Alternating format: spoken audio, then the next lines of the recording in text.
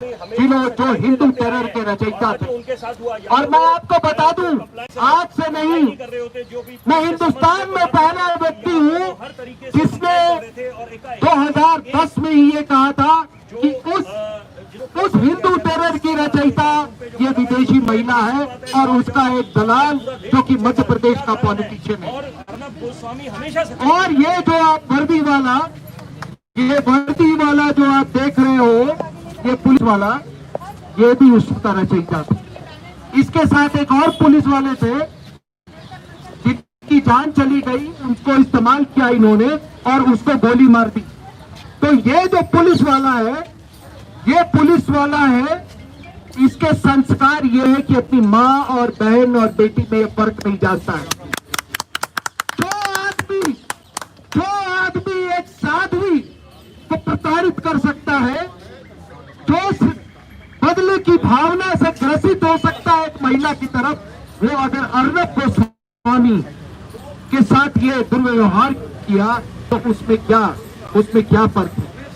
बाकी ये दाऊद नेटवर्क के लोग, मैं हमेशा से ये कहता हूं कि दाऊद इब्राहिम 3 चीजें भारत में कंट्रोल करता है, और ये वो है महाराष्ट्र की राजनीति। ये जो सरकार जो बनी है महाराष्ट्र में, ये दाऊद के इशारे पे बनी। वो 85 साल का बुढ़ा, वो पापी बुढ़ा ने नहीं बनाया है, ये दाऊद इब्राहिम ने बनाया है। दूसरा क्रिकेट, तीसरा बॉलीवुड। और आपने देखा कि अर्नब गोस्वामी ने ये इसके 2 पहलू जो है, पॉलिटिक्स और बॉलीवुड, उसको उन्होंने उजागर किया, और जिसके कारण उनसे बदला दिया जा रहा है। तो ये जान ले। और ये कौन है ये पॉलिटिशियन? ये कोई बेबी पेंगुइन, कोई बड़ा पेंगुइन, कोई छोटा पेंगुइन? अरे ये रेडी वालों से पैसे लेने वाले की पृष्ठभूमि देख लेना। ये हमारे और आपके जिसके हाथ खून से रंगे हुए हो, वो आज कैबिनेट मिनिस्टर बना हुआ है। क्या ये देश की राजनीति है? क्या वो तय करेगा कि कौन सलाखों के पीछे होगा? क्या वो तय करेगा? क्या हमारे और आपके बच्चे किसी लायक नहीं है? क्या इतने करोड़ों की संख्या में कोई 28 साल का और इस बड़े बिग पेंगुइन का, उसको और कोई अपने नाक के नीचे जो उसका ये नालायक पुत्र है, उसके अलावा इसको कोई नहीं दिखा? तो ये वो ताकते हैं, वो पापी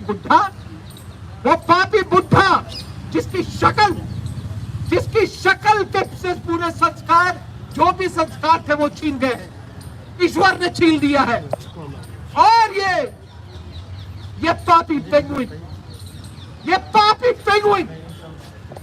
तो कृपया इसको emergency, freedom of press, 4th state, इसको इतने अच्छे टर्म्स करके इनको इतनी भी इज्जत ना दे। ये रेडी वालों से ये पैसे लेने वाले लोग हैं, ये रेडी वालों से पैसे लेने वाले हैं। और आज अगर पूरा देश अर्नब गोस्वामी के साथ है, उनका नस पहचानता है, और यही इनकी दुखती रग है।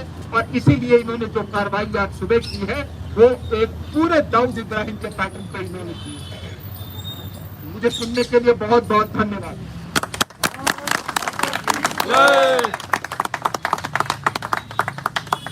कर्नल सिंह, बहुत बहुत धन्यवाद।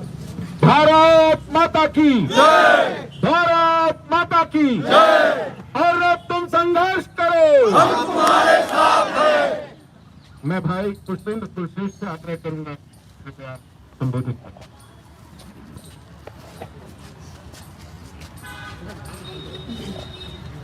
सुशील भाई ने, कर्नल आर सिंह साहब ने, पवन गुरु साहब ने बहुत सारी बातें कही हैं। हम यहाँ सुशील भाई के नोटिस पर सब इकट्ठा हुए हैं। ये हिंदुस्तान के टेलीविजन के जाने माने चेहरे हैं, इनके बारे में कोई बात छुपी नहीं है। चाहे जीडी बख्शी साहब हो, आर सिंह साहब हो, सुशील पंडित हो, ललित अंबरदार हो, ये तमाम सारे लोग अपना जीवन बहुत आराम से अपने घर में व्यतीत कर सकते थे, लेकिन इस उम्र में हिंदुस्तान के सारे चैनलों पर जाते हैं, अपने पक्ष को बड़ी मजबूती से रखते हैं। सुशील भाई ने तमाम सारी बातें कही हैं। अर्नब गोस्वामी को निजी तौर पे जानता हूं, यहाँ प्रेस क्लब ऑफ इंडिया का 4 बार जब सेक्रेटरी जनरल था तब उनकी मेंबरशिप मेरे दौर में हुई। लेकिन सवाल अर्नब गोस्वामी नहीं है। अगर इसको लार्जर कॉन्टेक्स्ट में देखें कि ऐसा क्या हुआ है 2014 के बाद से कि इस देश के अंदर हर छोटी बड़ा झगड़ा जो है वो देश को तोड़ने वाली ताकतों के हाथ में और देश को जोड़ने वाली ताकतों के बीच में है। ये पिछले 100 साल से एक नैरेटिव इस देश में चल रहा था। इस देश में एक तरफा सेकुलरिज्म है, इस देश में एक तरफा राष्ट्रवाद की बात होती है, इस देश में एक तरफा देशद्रोह की बात होती है, इस देश में आतंक का आज तक किसी को मजहब नहीं पता चल रहा था। आज सवाल यह है कि वो ताकतें इसलिए परेशान हैं कि बहुत सारे लोग बिना किसी लालच के, बिना किसी स्वार्थ के इस देश में जगह जगह हजारों चैनल सोशल मीडिया पे चल रहे हैं और उन बातों का जवाब दे रहे हैं। तो यहां ये चलता था कि Islam is a religion of peace, लेकिन Islam is a religion of peace इसका फ्रांस को भी पता चल गया, वेना को भी पता चल गया, अमेरिका को भी पता चल गया और भारत के लोगों को पहली बार इसका मजहब पता चला कि आतंकवाद का मजहब क्या है। अर्नब गोस्वामी इस पूरे नैरेटिव जो 70 साल से चल रहा था कि अखलाक की हत्या की खबर इंग्लैंड भी जाती थी, यूएनओ भी जाती थी और बिहार के चुनाव में मुद्दा भी बनती थी, लेकिन राहुल राजपूत, अंकित सक्सेना, निकिता की खबर नहीं बनती थी। तो सवाल यह है कि एक आदमी ने पत्रकारिता में एक लंबा जीवन जिया और इस देश की एक बहुत बड़ी कंपनी को जो इस देश में नैरेटिव सेट करती है, वो अखबार भी निकालते हैं, फिल्मी मैगजीन भी निकालते हैं, बिजनेस भी करते हैं, उसको छोड़ करके अपनी ताकत पे एक चैनल खड़ा किया।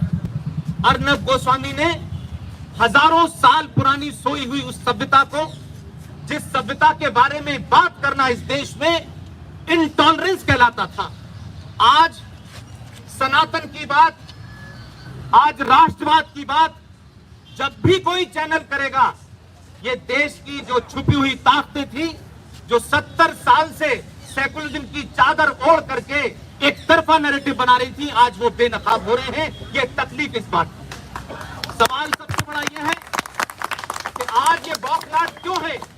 क्या इस देश के अंदर कोई कत्लो गारत हो गई? क्या 1984 हो गया?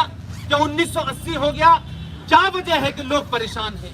परेशान ये है कि जिन लोगों ने एक तरफा इस देश में सत्ता और व्यवस्था के साथ मिलकर के बड़े बड़े पदों पे बैठे हैं, बड़े बड़ी मलाई खाई है, मंत्री बनवाते थे, मकान दिलवाते थे, आज वो ताकतें कमजोर हुई हैं। और जो लोग ये कहते थे कि दुनिया की कोई ताकत भारत राज्य के ऊपर बना हुआ 2 नेशन थ्योरी का एक राज्य जम्मू कश्मीर, जिस राज्य के संविधान में भारत के किसी भी आदमी को बसने का अधिकार नहीं था, वहां ऐसी धाराएं थी, न भारत का संविधान जा सकता था, न भारत की पार्लियामेंट जा सकती थी।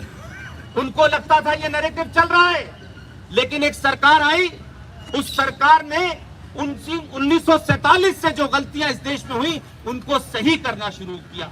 इसलिए जब धारा 370 हटी, 35 पे हटा, तो ये सिर्फ धाराएं नहीं थी, ये भारत की धरती पर पिछले 70 सालों में जो इस्लामिक राज बना दिया था, उसे एक राजा ने कुचल दिया। ये तकलीफ है इस बात है। लिहाजा कश्मीर में जो लोग अब तक पाकिस्तान के दलाल थे, पाकिस्तान खुद कटोरा लेके भूख आए, तो उन्होंने अपने बात को बदल दिया है। अब वो कहते हैं चाइना की मदद से हम आर्टिकल 35 पे और 370 लाएंगे। वो ला नहीं पा रहे हैं। ये हताशा, निराशा जो है, जो कश्मीर से होते हुए आप बंगाल में भी दिख रही है, आप देखें तो महाराष्ट्र में भी दिख रही है। देश शांति से चल रहा है, देश अपने हजारों साल की संस्कृति को पहचान रहा है और बड़े बड़े पढ़े लिखे लोग जो आज तक कभी इन मुद्दों पे बात नहीं करते थे, आज टेलीविजन पे खुद के बोल रहे हैं। देश भर का सोशल मीडिया उन सवालों को उठा रहा है। लिहाजा बार बार ये कहा जाता था कि आतंकवाद का कोई मजहब नहीं होता, तो पहले भी मैंने बनारस में कहा कि अगर आतंकवाद का कोई मजहब नहीं होता तो जो आतंकवादी मरे या उसको पुलिस इनकाउंटर में मारा जाए उसको शहर के कूड़े घर में डाल के पेट्रोल से आग लगाइए।